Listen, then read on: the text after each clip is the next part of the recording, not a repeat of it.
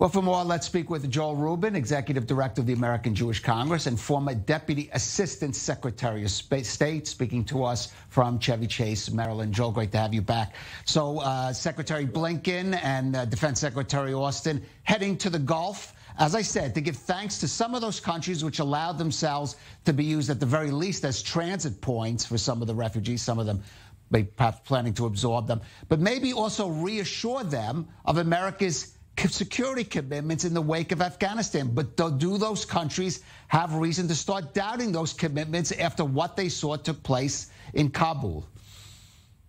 Kolev, it's great to be with you. And thanks, Shanatov, I should mention as well.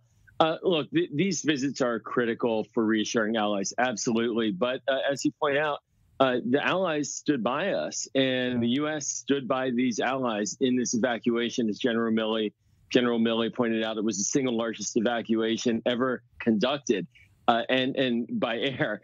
And so we have allies in the region: Qatar, Bahrain, Saudi Arabia. These countries were helpful. The United States has firm security arrangements with these countries. It's a very different where one is in an active war conflict like we were in Afghanistan, and then President Trump signed a peace deal with the Taliban for the United States to leave.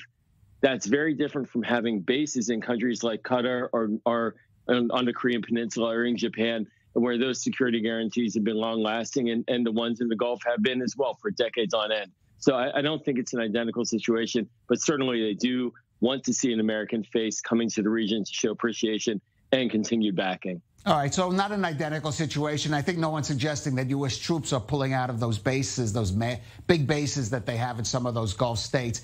But there is a particular issue which they are, or some of those countries certainly, and Israel included, are at odds with the Biden administration. Sure. That is on policy to Iran and renewing the Iran nuclear deal. And you have to wonder, in the wake of both what's happening in Iran at the moment with a new hardliner president and, as you said, the debt that America now owes those countries, if the Biden administration maybe is going to be a little more receptive to those messages of caution from the Gulf. Yeah, I do think it is. And Prime Minister Bennett was just here in Washington about 10 days ago and had very successful meetings with Secretaries of Defense Austin, Secretary of State Blinken, the president himself, and the National Security Advisor, and came away with confidence that the Biden administration is very clear that it will not allow Iran to get a nuclear weapon. And the Biden team is coordinating closely with Israel, as you point out, engaging the Gulf allies. I have to say, the importance of these Gulf allies to the United States only increased in its visibility here in Washington as a result of this evacuation. And the Biden team doesn't take those relationships lightly. So there's a lot more coordination, and there is rising skepticism and concern about the nuclear negotiations because of Raisi, because of the delays, and just an uncertainty about whether or not there will actually be a deal. And so Prime Minister Bennett has talked about a plan B. President Biden, not so overtly, but certainly this engagement is very robust right now. Right. Now, Joel, you did serve a Democratic administration that also wanted to end the war in Afghanistan. We have to note it was President Trump, a Republican administration that negotiated this withdrawal. But now it's another Democratic administration that had to carry it out. And we saw, unfortunately, the chaotic scenes that developed. I mean, how much of that is end up, you think, impacting on the Biden administration? What kind of, do you see a lasting impact even going into the next election cycle? Yeah, you know, Kolev, I personally as well served at the State Department in the Bush administration, and I worked on the war in Afghanistan in the early days. It's very personal to watch this unfold, and it's very sad, and it's a humanitarian dynamic that your report pointed out to that we all have to be mindful of.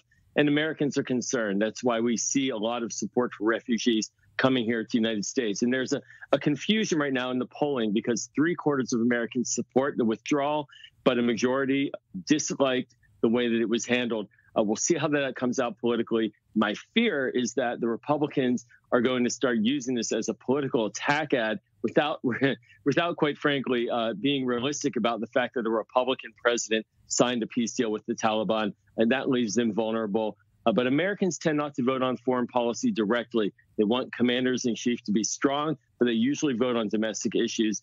But still, this was popular to end our military participation in Afghanistan. All right, we'll just have to see. There's going to be a lot could still develop domestically and internationally between now and even the midterms, never mind the next presidential cycle. So we'll have to see how that goes. Joel Rubin, thank you for joining us again on The Rundown.